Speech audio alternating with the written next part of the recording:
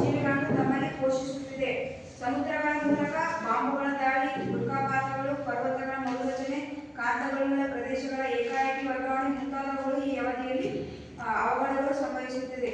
ಈ ಭೂಗ್ರಹ ಸುಮಾರು 5 ಶತಕೋಟಿ ವರ್ಷಗಳಷ್ಟು ಹಳೆಯದು.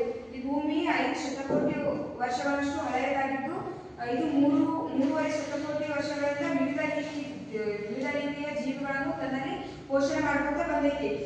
ಈ ಪೋಷಣೆ ಮಾಡ್ಕೊತ ಬಂದ ಟೈಮ್ನೊಳಗ ಏಕಾಏಕಿ ವರ್ಗಾವಣೆಗಳಾಗ್ತವೆ. ಈ ಏಕಾಏಕಿ ವರ್ಗಾವಣೆಗಳ ಕಾಲದಲ್ಲಿ ಏನಾಗ್ತದಪ್ಪ ಅಂದ್ರೆ ಸಮುದ್ರಗಳ ಮೂಲಕ ಬಾಂಬುಗಳ ದಾಳಿ, ಉಲ್ಕಾಪಾತಗಳು, ಪರ್ವತಗಳ ಮರುರಚನೆ, ಕಾಂತಗಳುಳ್ಳ ಪ್ರದೇಶಗಳಲ್ಲಿ ಏಕಾಏಕಿ ವರ್ಗಾವಣೆಗಳಾಗ್ತದೆ.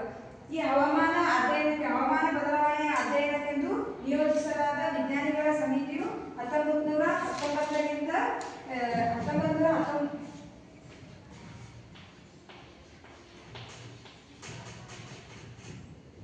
1919ರಿಂದ ಈ ಹವಾಮಾನ ಅಧ್ಯಯನಕ್ಕೆಂದು ವರದಿಯನ್ನು ಸಲ್ಲಿಸ್ತದೆ. ಹೀಗೆ ಈ ವರದಿ ಈಗ ಯಾವಾಗಪ್ಪ ಅಂದ್ರೆ 2014 ಮತ್ತು 2014 ನವೆಂಬರ್ 2ರಂದು ಸಲ್ಲಿಸಿರ್ತದೆ. ಇದು ಎಷ್ಟನೇ ವರದಿ ಆಗಿರ್ತದೆ? 5ನೇ ವರದಿಯನ್ನು ವಿಶ್ವಸಂಸ್ಥೆಗೆ ಸಲ್ಲಿಕೆ ಮಾಡಿರ್ತೈತಿ. ಈ ವರದಿ ಪ್ರಕಾರ ಈ ವರದಿ ಏನ್ ಹೇಳ್ತದಪ್ಪ ಅಂದ್ರೆ ಭೂಮಿಯ ಎಲ್ಲಾ ಮಗ್ಗಲುಗಳಲ್ಲಿ ನಿಸರ್ಗ ಸಮತೋಲನ ತಪ್ಪುತ್ತಿರುವ ಲಕ್ಷಣಗಳು ಕಾಣುತ್ತಿವೆ. ಎಲ್ಲೆಡೆ ಭೂಮಿಯ ಮೇಲಿನ ಹಿಮಕವಚಗಳು ಕರಗುತ್ತಿವೆ. ಬೆಚ್ಚಗಿನ ಹವಾಗುಣವನ್ನು ಇಷ್ಟಪಡುವ ಕೀಟಗಳು ಅರಣ್ಯಗಳ ಮೇಲೆ ದಾಳಿ ಇರುತ್ತಿವೆ.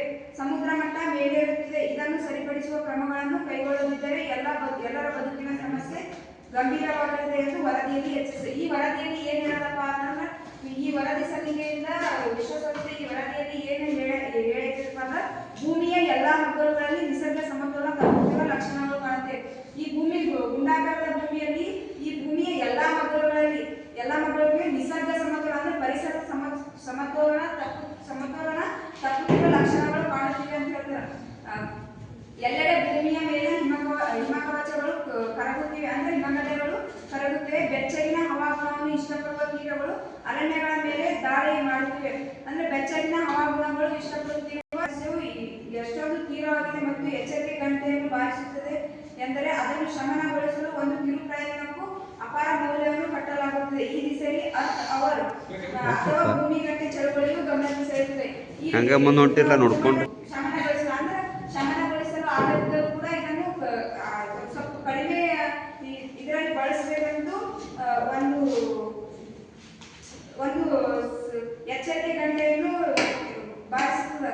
ಈ ಪ್ರಯತ್ನಕ್ಕೆ ಅಪಾರ ಮೌಲ್ಯವನ್ನು ಕಟ್ಟಲಾಗುತ್ತದೆ. ಈ ದಿಸೆಯಲ್ಲಿ ಯಾವುದು ಜಾರಿಗೆ ತಂದರಪ್ಪ ಅಂದ್ರೆ ಅರ್ತ್ ಅವರ್ ಎಂಬ ಒಂದು ಭೂಮಿಗಂಟೆ ಚಳವಳಿ.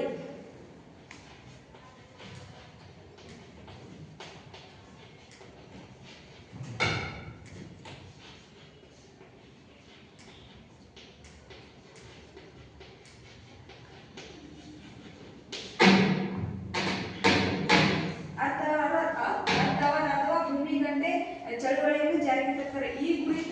ಈ ಅರ್ತ್ ಅವರ್ ಕುರಿತು ಜನರಲ್ಲಿ ಜಾಗೃತಿ ಮೂಡಿಸುವ ಸಲುವಾಗಿ ಸರ್ಕಾರ ಗಮನ ಸೆಳೆಯಲು world wide fund for nature ಅಂದ್ರೆ